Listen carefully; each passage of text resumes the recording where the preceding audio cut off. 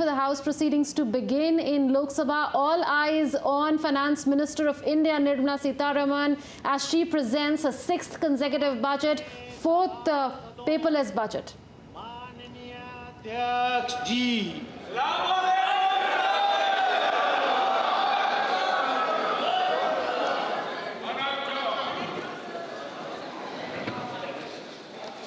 माननीय सदस्यगण,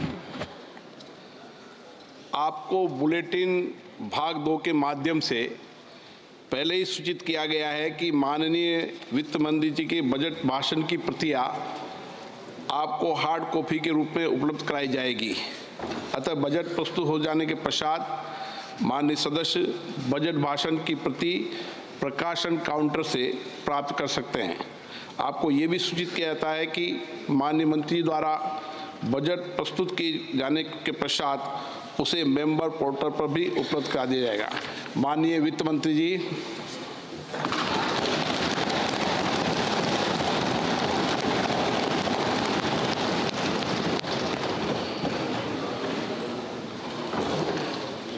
Honorable Speaker, I present the interim budget for 24-25.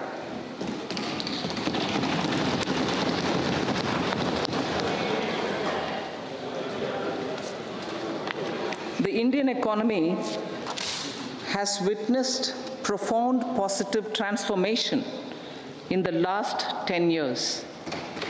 The people of India are looking ahead to the future with hope and optimism.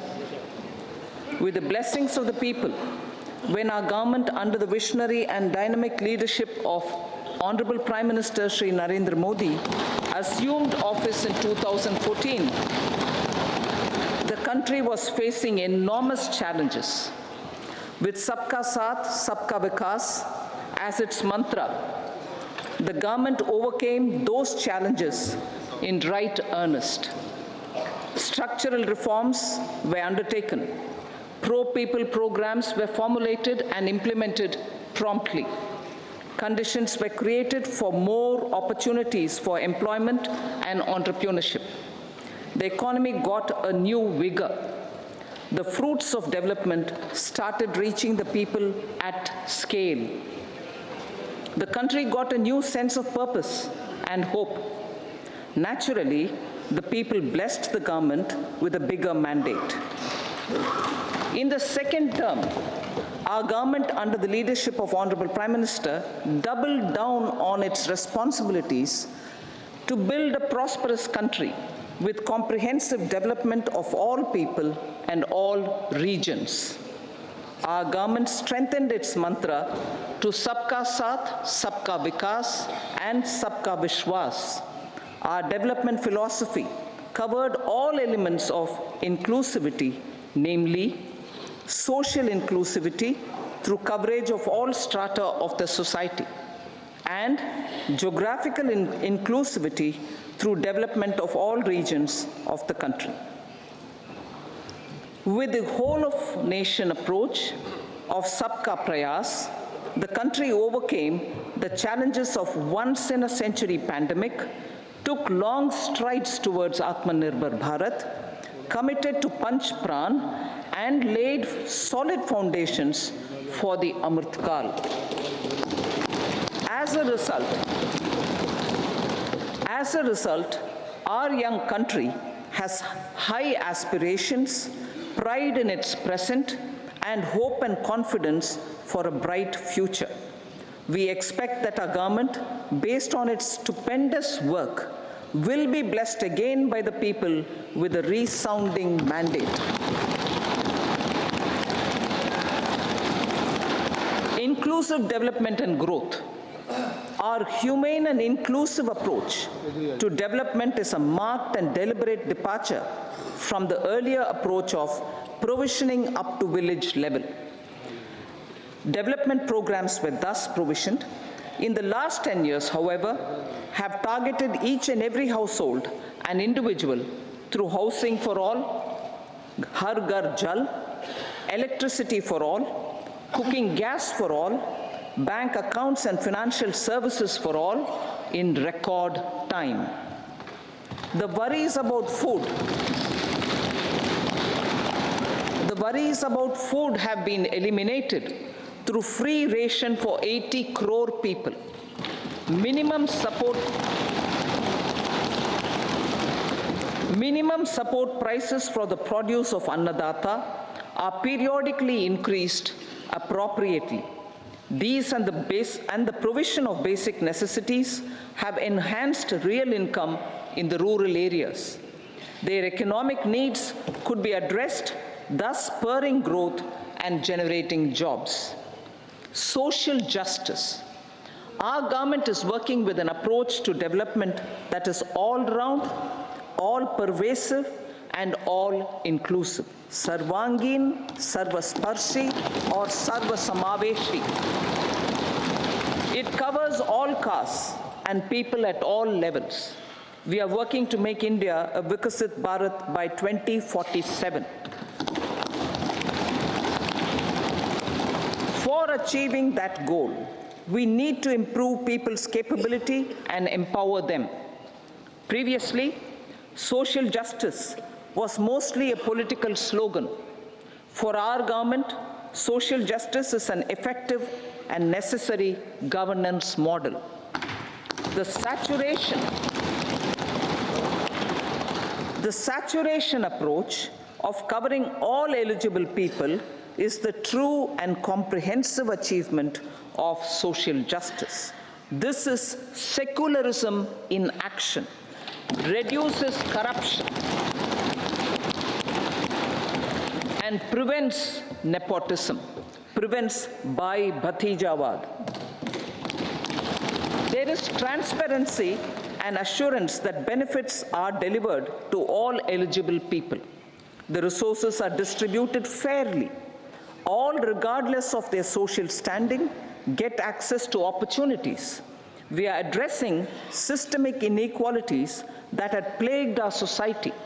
We focus on outcomes and not on outlays so that the social economic transformation is achieved. As our Prime Minister firmly believes, we need to focus on 4 major castes. They are Garib, Mahilaye, Yuva, and Annadata. Their needs, their aspirations, and their welfare are our highest priority. The country progresses when they progress. All 4 require and receive government support in their quest to better their lives. Their empowerment and well-being will drive the country forward. Garib Kalyan, Desh Ka Kalyan. We believe in empowering the poor. The earlier approach of tackling poverty through entitlements had resulted in very modest outcomes. When the poor became empowered partners in the development process, government's power to assist them also increases manifold. With the pursuit of Sabka Saath, in these 10 years, the government has assisted 25 crore people to get freedom from multi-dimensional poverty. Our government's efforts are now getting synergized with energy and passion of such empowered people. This is truly elevating them from poverty. Direct benefit transfer of 34 lakh crore rupees from the government using PM Jan Dhan accounts has led to savings of 2.7 lakh crores of rupees for the government. This savings has been realized through avoidance of leakages prevalent earlier. The savings have helped in providing more funds for Garib Kalyan. PM Swanidhi has provided credit assistance to 78 lakh street vendors. From that total of 78 lakh street vendors, 2.3 lakh have received credit for the 3rd time.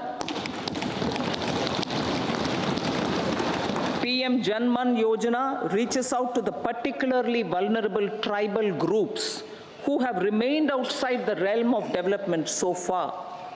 PM Vishwakarma Yojana provides end-to-end support to artisans and craftspeople engaged in 18 trades. The schemes for empowerment of Divyangs and transgender persons reflect firm resolve of our government to leave no one behind. Welfare of Annadata. Farmers are our Annadata. Every year under PM Kisan Samman Yojana, direct financial assistance is provided to 11.8 crore farmers, including marginal and small farmers. Crop insurance is given to 4 crore farmers under PM Fasal Bima Yojana. These, besides several other programs, are assisting Annadata in producing food for the country and for the world. Electronic National Agricultural Market has integrated 1,361 mandis and is providing services to 1.8 crore farmers with trading volume of 3 lakh crores of rupees. The sector is poised for inclusive, balanced, higher growth and productivity. These are facilitated from farmer-centric policies, income support, coverage of risks through price and insurance support, promotion of technologies and innovations through startups. Empowering the Amrit PD, the Yuva. Our prosperity depends on adequately equipping and empowering the youth. The National Education Policy 2020 is ushering the transformational reforms. PM Schools for Rising India, PM Shri, are delivering quality teaching and nurturing holistic and well-rounded individuals. The Skill India mission has trained 1.4 crore youth, upskilled and reskilled 54 lakh youth, and established 3,000 new ITIs.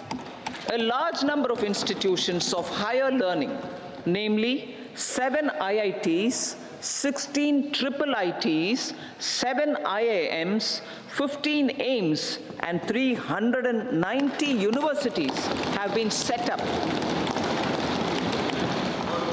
PM Mudra Yojana has sanctioned 43 crore loans aggregating to 22.5 lakh crores of rupees for entrepreneurial aspirations of our youth. Besides that, Fund of Funds, Startup India, and Startup Credit Guarantee schemes are assisting our youth. They are also becoming Rozgar Data.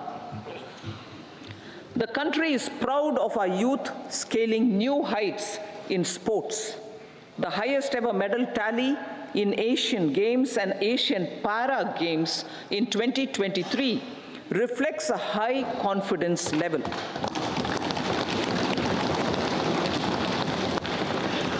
Chess prodigy and our #1 ranked player Prajnananda put up a stiff fight against the reigning world champion Magnus Carlsen in 2023. Today, India has over 80 chess grandmasters compared to little over 20 in 2010. Momentum for Nari Shakti. The empowerment of women through entrepreneurship, ease of living, and dignity for them has gained momentum in these 10 years. 30 crore Mudra Yojana loans have been given to women entrepreneurs. Female enrollment in higher education has gone up by 28% in 10 years. In STEM courses, girls and women constitute 43% of enrollment, one of the highest in the world. All these measures are getting reflected in the increasing participation of women in workforce. Making triple talaq illegal, reservation of 1/3 seats for women in the Lok Sabha and state assemblies, and giving over 70% houses under PM Awas Yojana in rural areas to women, and giving over 70% houses under PM Awas Yojana in rural areas to women as sole or joint owners have enhanced their dignity. Exemplary track record of governance, development, and performance. Besides delivering on high growth in terms of gross domestic product, the government is equally focused on a more comprehensive GDP, that is, governance, development, and performance. Our government has provided transparent, accountable, people-centric, and prompt, trust-based administration with citizen-first and minimum government, maximum governance approach. The impact of all-round development is discernible in all sectors. There is macroeconomic stability, including in the external sector. Investments are robust. The economy is doing well. People are living better and earning better, with even greater aspirations for future. Average real income of the people has increased by 50%. Inflation is moderate. People are getting empowered, equipped, and enabled to pursue their aspirations. There is effective and timely delivery of programs and of large projects. Economic management. The multi-pronged economic management over the past 10 years has complemented people-centric, inclusive development. Following are some of the major elements.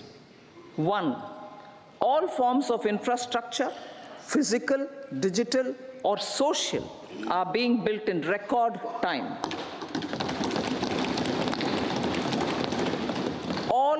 Number 2, all parts of the country are becoming active participants in economic growth.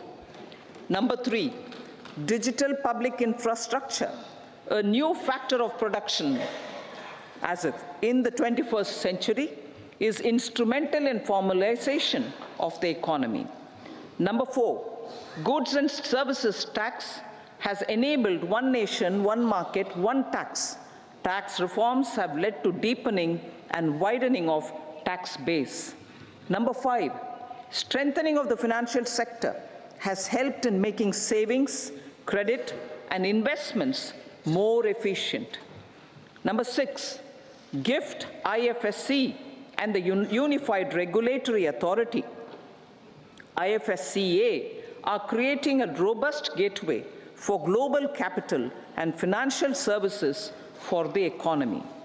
Number 7, proactive inflation management has helped keep inflation within the policy band. Now, the global context, Honorable Speaker, sir. Geopolitically, global affairs are becoming more complex and challenging with wars and conflicts. Globalization is being redefined with reshoring and friendshoring, disruption and fragmentation of supply chains, and competition for critical minerals and technologies.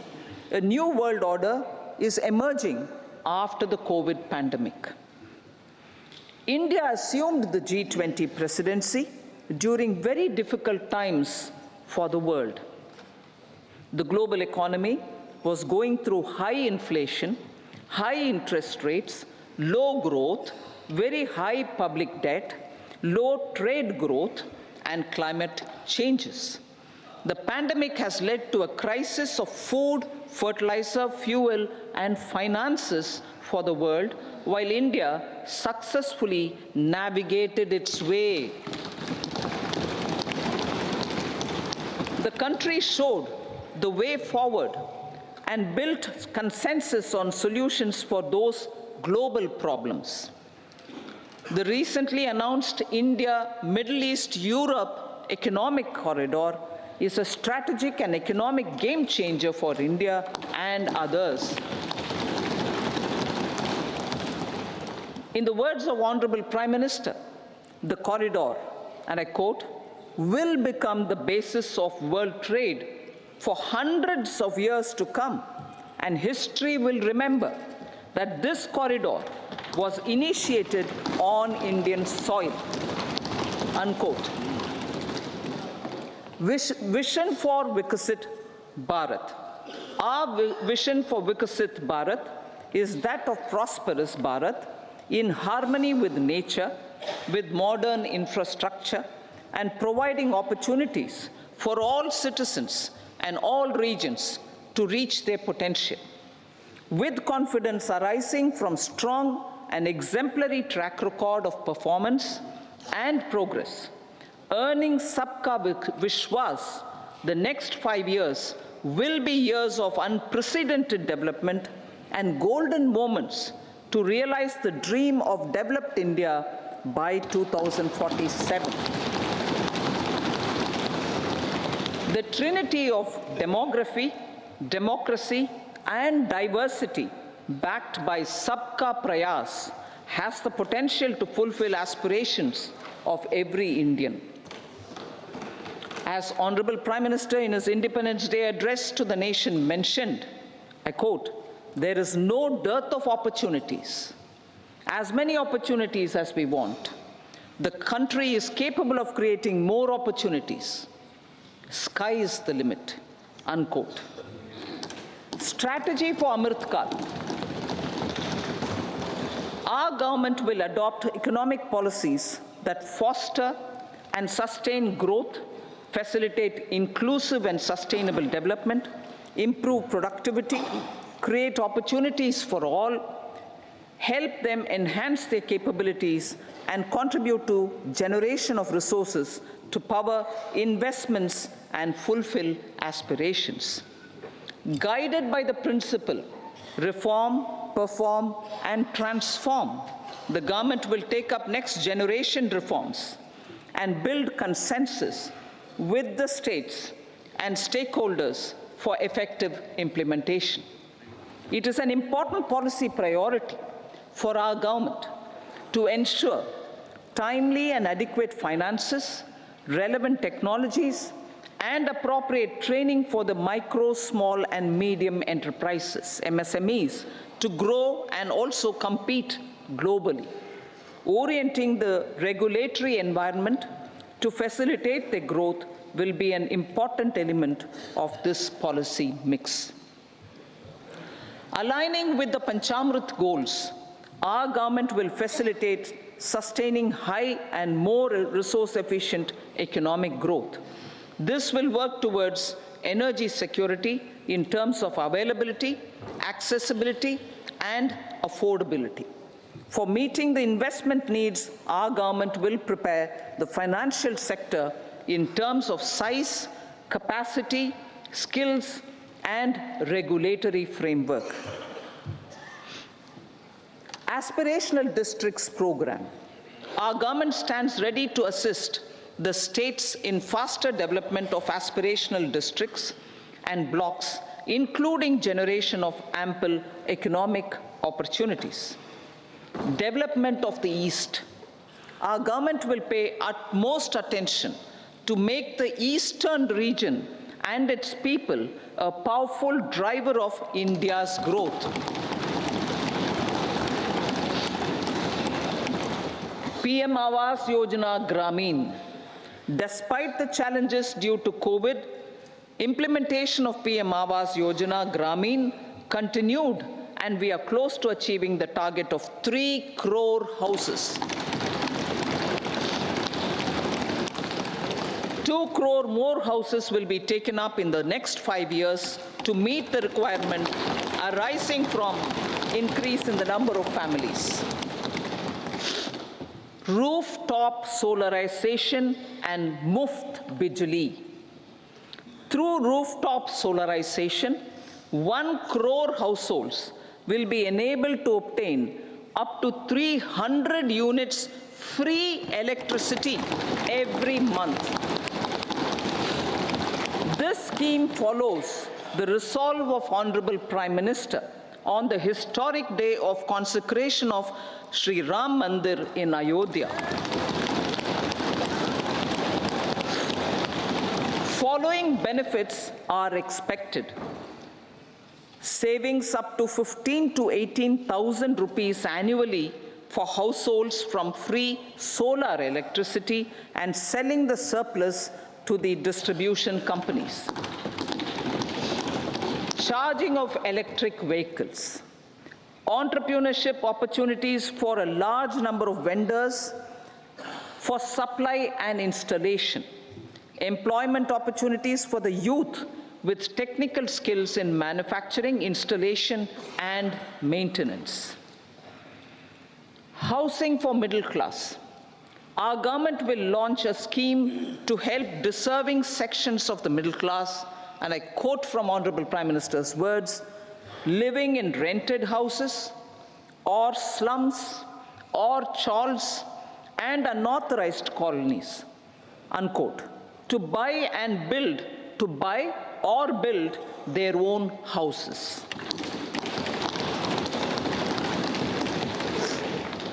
Medical colleges. Several youth are ambitious to get qualified as doctors. They aim to serve our people through improved healthcare services. Our government plans to set up more medical colleges by utilizing the existing hospital infrastructure under various departments. A committee for this purpose will be set up to examine the issues and make relevant recommendations. Cervical cancer vaccination.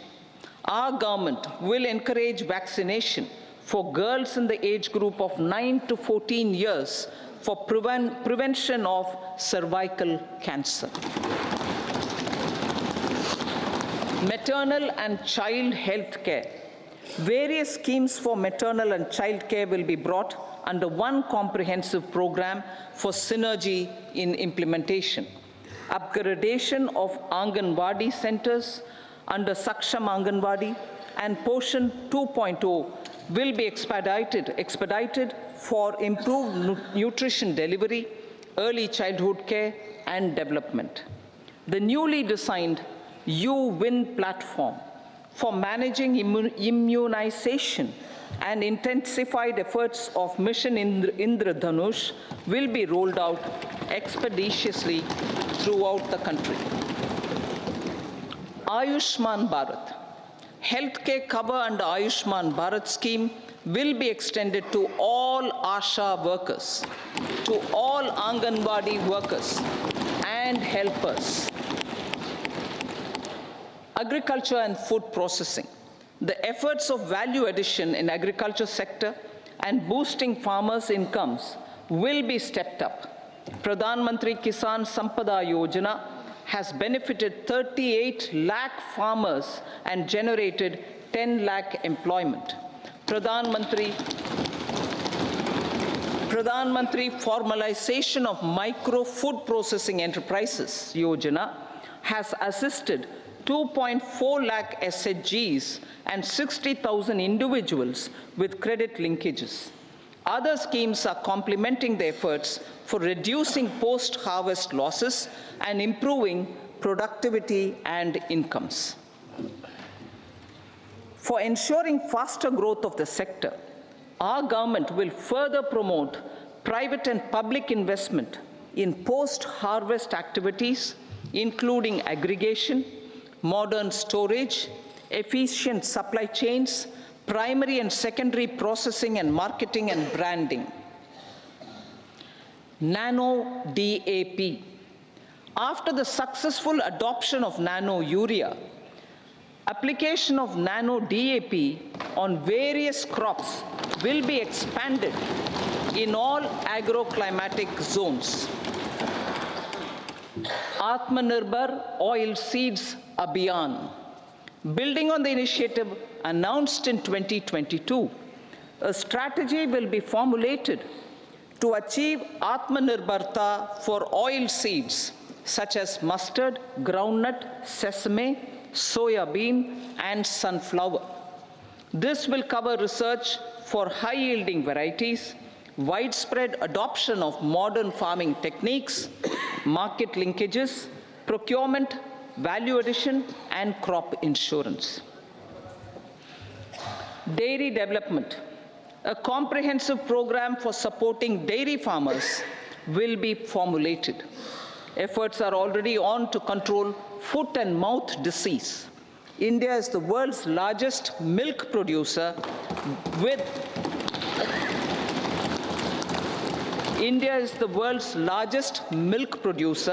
but with low productivity of milch animals.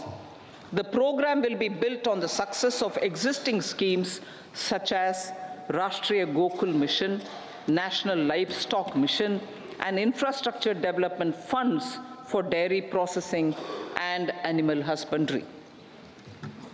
Matsya Sampada. It was our government which set up a separate department for fisheries, realizing the importance of assisting fishermen. This has resulted in doubling of both inland and aquaculture production.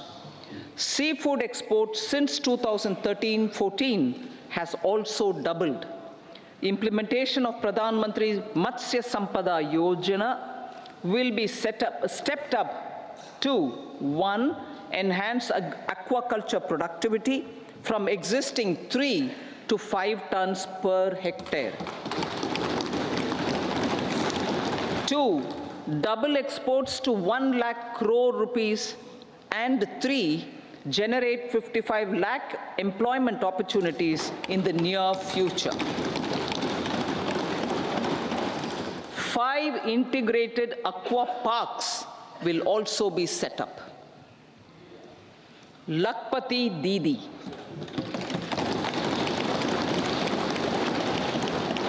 83 lakh SHGs. 83 lakh SHGs with 9 crore women are transforming rural socio-economic landscape with empowerment and self-reliance. Honorable Speaker said, their success has assisted nearly 1 crore women to become Lakpati Didi already. They are an inspiration to others. Their achievements will be recognized through honoring them. Buoyed by the success, it has been decided to enhance the target for Lakpati Didi from 2 crores to 3 crores.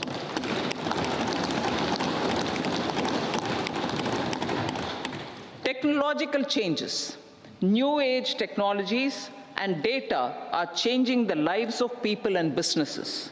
They are also enabling new economic opportunities and facilitating provision of high-quality services at affordable prices for all, including those at the bottom of the pyramid.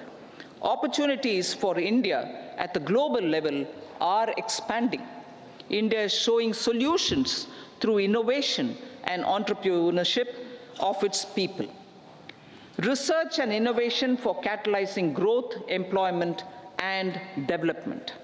Prime Minister Shastri, Prime Minister Lal Bahadur Shastri gave the slogan of Jai Jawan, Jai Kisan. Prime Minister Vajpayee, Atal Bihari Vajpayee ji, made that Jai Jawan, Jai Kisan, Jai Vigyan.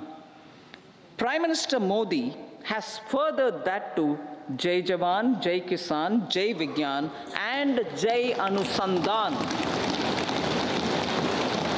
as innovation is the foundation of development. For our tech-savvy youth, this will be a golden era. A corpus of 1 lakh crore rupees will be established with 50-year interest-free loan provided. The corpus will provide long-term financing or refinancing with long tenors and low and or nil. I repeat that sentence. The corpus will provide long-term financing or refinancing with long tenors and low or nil interest rates. This will encourage the private sector to scale up research and innovation significantly in sunrise domains. We need to have programs that combine the powers of our youth and technology. A new scheme will be launched for strengthening deep tech technologies for defense purposes and expediting Atmanirbharta. Infrastructure development. Building on the massive tripling of the capital expenditure outlay in the past 4 years, resulting in huge multiplier impact on economic growth and employment creation, the outlay for the next year is being increased by 11.1% to 11,111 crore rupees. This would be 3.4% of our GDP. Railways. 3 major economic railway corridor programs will be implemented. These are energy, mineral, and cement corridor.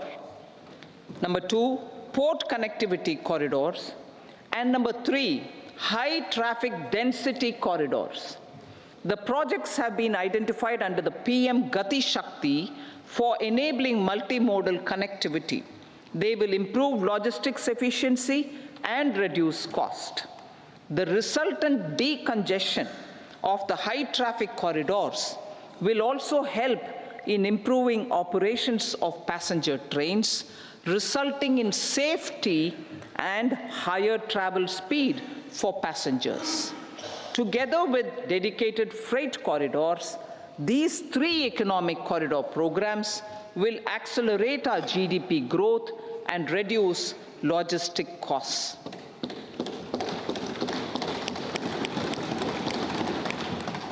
"40,000 normal rail bogies will be converted to Vande Bharat standards to enhance safety, convenience, and comfort of passengers." Aviation sector. The aviation sector has been galvanized in the past 10 years. Number of airports have doubled to 149. Rollout of air connectivity to Tier 2 and Tier 3 cities under UDAN scheme has been widespread. 517 new routes are carrying 1.3 crore passengers. Indian carriers have proactively placed orders for over 1,000 new aircrafts. Expansion of existing airports and development of new airports will continue expeditiously. Metro and Namo Bharat. We have a fast expanding middle class and rapid urbanization is taking place. Metro rail and Namo Bharat can be the catalyst for the required urban transformation. Expansion of these systems will be supported in large cities, focusing on transit-oriented development. Green energy. Towards meeting our commitment for net zero by 2070, the following measures will be taken. Viability gap funding will be provided for harnessing offshore wind energy, potential for initial capacity of 1 gigawatt. Coal gasification and liquefaction capacity of 100 metric tons will be set up by 2030. This will also help in reducing imports of natural gas, methanol, and ammonia. Phased mandatory blending of compressed biogas in compressed natural gas for transport and piped natural gas for domestic purposes will be mandated. Financial assistance will be provided for procurement of biomass aggregation machinery to support collection. Electric vehicle ecosystem. Our government will expand this and strengthen the e-vehicle ecosystem by supporting manufacturing and charging infrastructure. Greater adoption of e-buses for public transport networks will be encouraged through payment security mechanism. Biomanufacturing and biofoundry. For promoting green growth, a new scheme of biomanufacturing and biofoundry will be launched. This will provide environment-friendly alternatives such as biodegradable polymers, bioplastics, biopharmaceuticals, and bioagri inputs. This scheme will also help in transforming today's consumptive manufacturing paradigm to the one based on regenerative principles. Blue Economy 2.0. For promoting climate-resilient activities for Blue Economy 2.0, a scheme for restoration and adaptation measures and coastal aquaculture and mariculture with integrated and multi-sectoral approach will be launched. Comprehensive development of tourist centers. The success of organizing G20 meetings in 60 places presented diversity of India to global audience. Our economic strength has made the country an attractive destination for business and conference tourism. Our middle class also now aspires to travel and explore. Tourism, including spiritual tourism, has tremendous opportunities for local entrepreneurship. States will be encouraged to take up comprehensive development of iconic tourist centers, branding and marketing them at global scale. A framework for rating of the centers based on quality of facilities and services will be established. Long-term interest-free loans will be provided to states for financing such development on matching basis.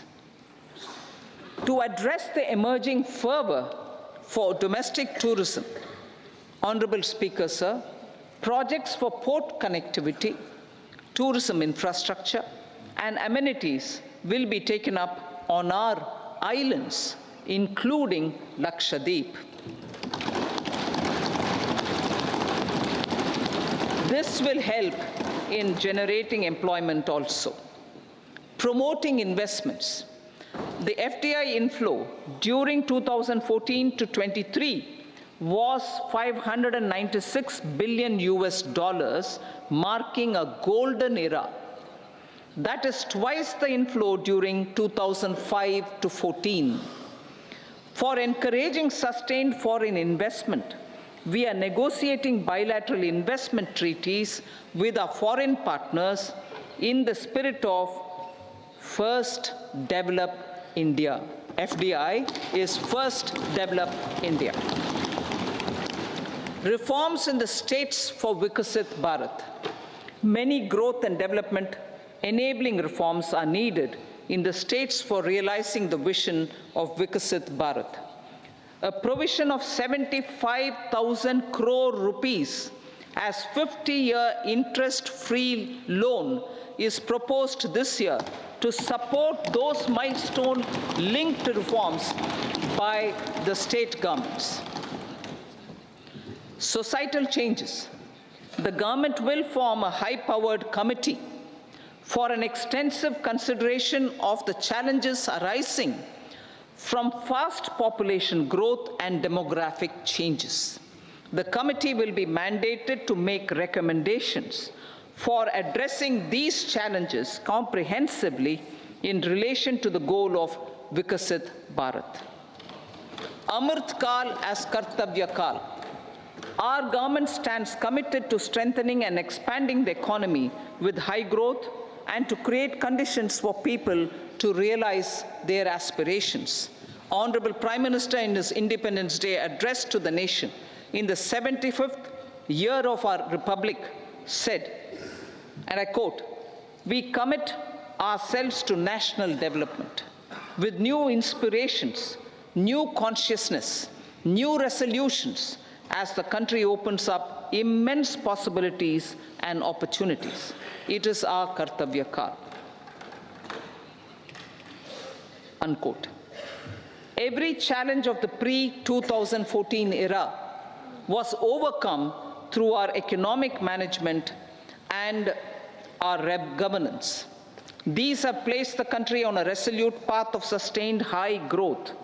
This has been possible through right policies, true intentions, and appropriate decisions. In the full budget in July, Honorable Speaker, our government will present a detailed roadmap for our pursuit of Vikasit Bharat.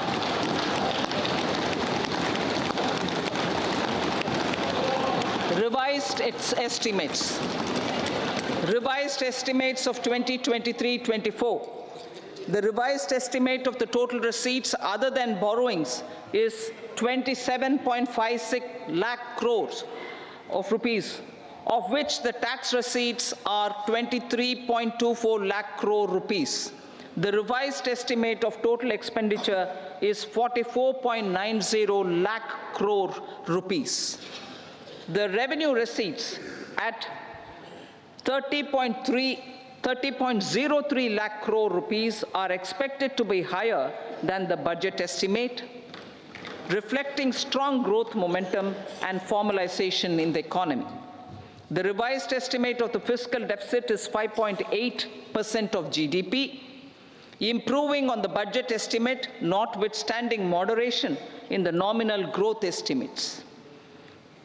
Budget estimates for 2024-25. Coming to the year 2024-25, the total receipts other than borrowings and total expenditure are estimated at 30.80 and 47.66 lakh crore rupees respectively. The tax receipts are estimated at 26.02 lakh crore rupees. The scheme of 50-year interest-free loan for capital expenditure to states will be continued this year with an outlay of 1.3 lakh crore rupees.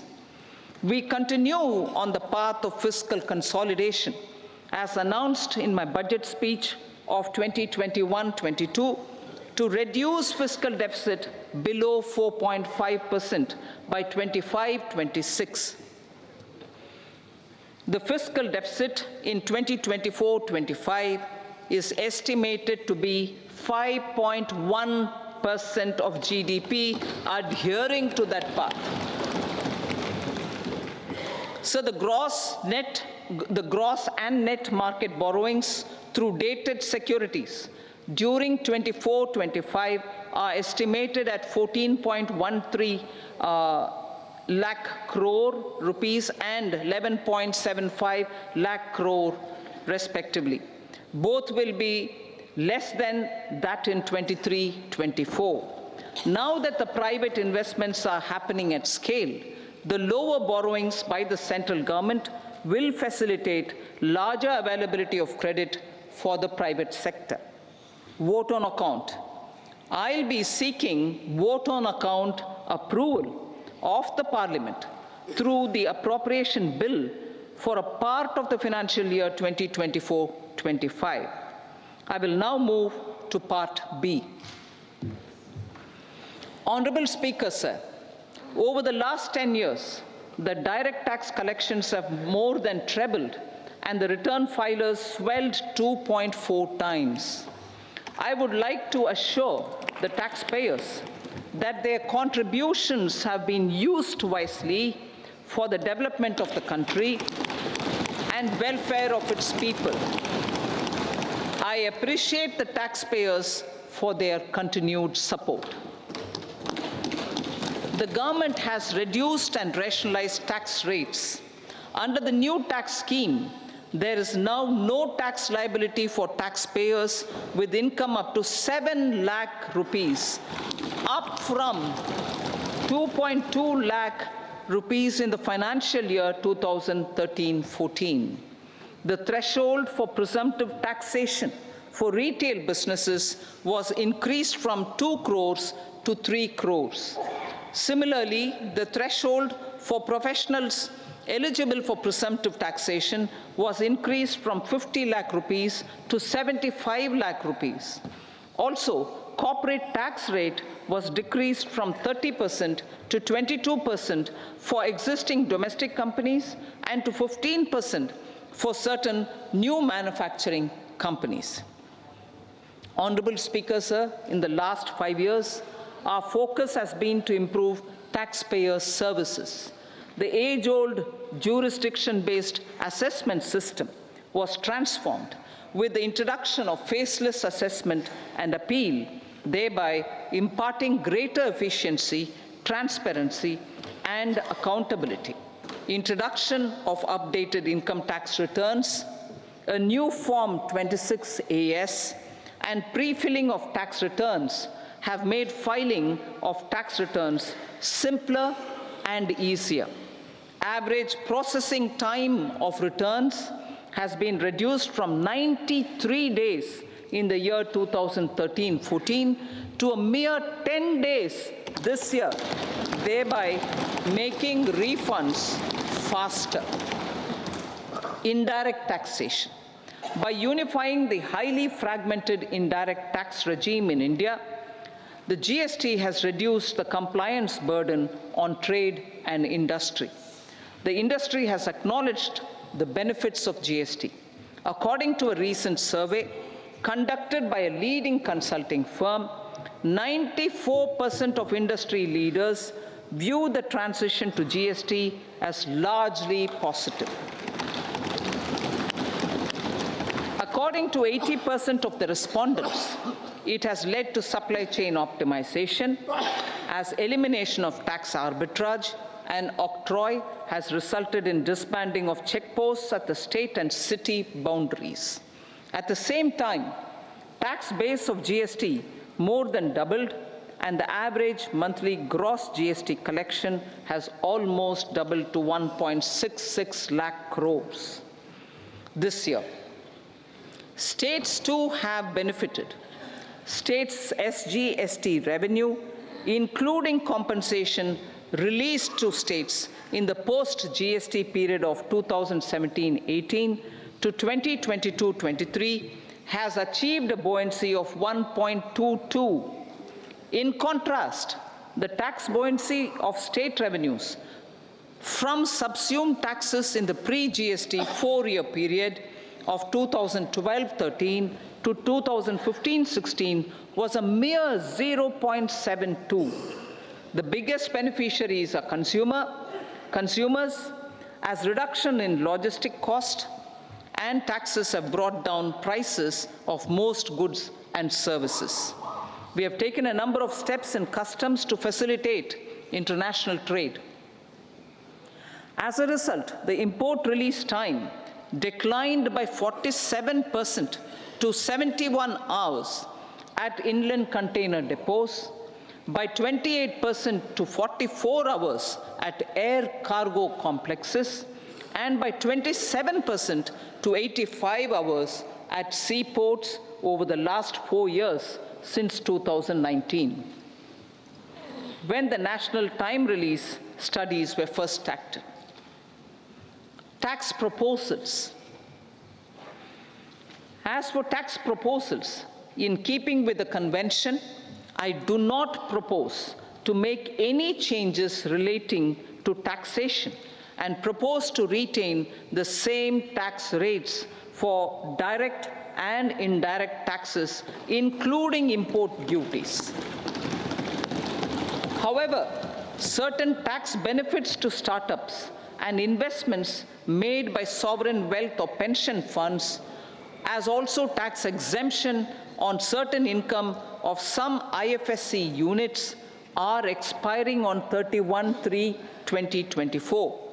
To provide continuity in taxation, I propose to extend the date to 31/3/2025.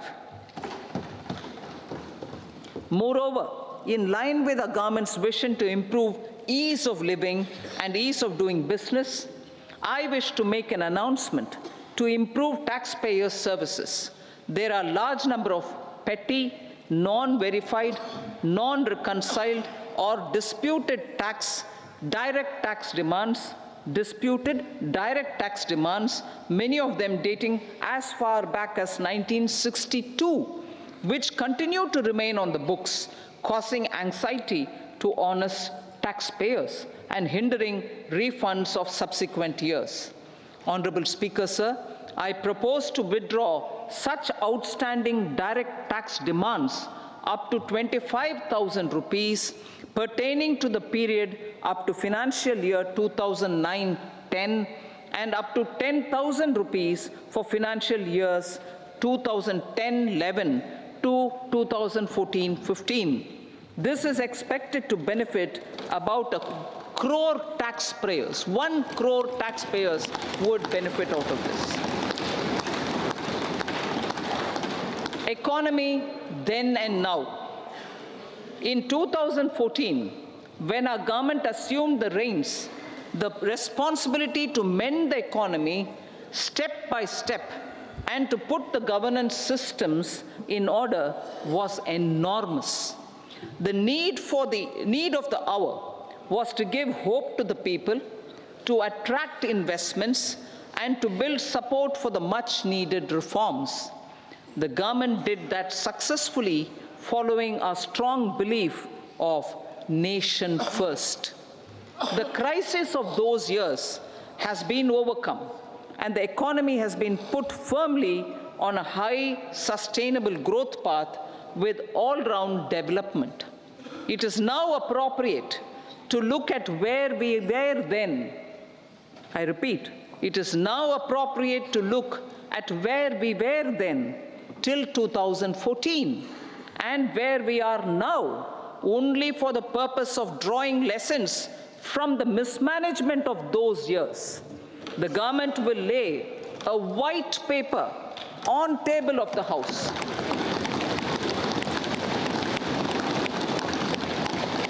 The exemplary track record of governance, development, and performance, effective delivery, and Jan Kalyan has given the government trust, confidence, and blessings of the people to realize whatever it takes, the goal of Vikasit Bharat, with good intentions, true dedication, and hard work in the coming years and decades. With this, Honorable Speaker, I commend the interim budget to this august House. Jai Hind.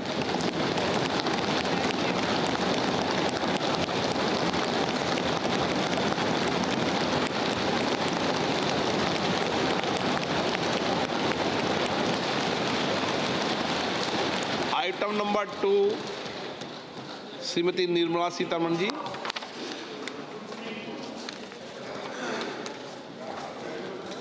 So, with your permission, I rise to lay on the table the following statements under Section 3(1) of the Fiscal Responsibility and Budget Management Act 2003, Medium-Term Fiscal Policy cum Fiscal Policy Strategy Statement, and Macroeconomic Framework Statement. Item number 3, Srimati Nirmala Sitharaman ji. Sir, with your permission, I rise to move for leave to introduce the Finance Bill 2024. प्रश्न ये है कि विधेयक को पुनर्स्थापित करने की अनुमति प्रदान की जाए। जो सदस्य इसके पक्ष में हाँ कहें, जो सदस्य विरोध में ना कहें, मेरे विचार में निर्णय हाँ वालों के पक्ष हुआ, हाँ वालों के पक्ष हुआ। माननीय मंत्री जी विधेयक को पुनर्स्थापित करें। So I introduce the bill. सभा की कार्रवाई शुक्रवार दिनांक 2 फरवरी 2024 को प्राप्त 11 बजे तक के लिए स्थगित की जाती है।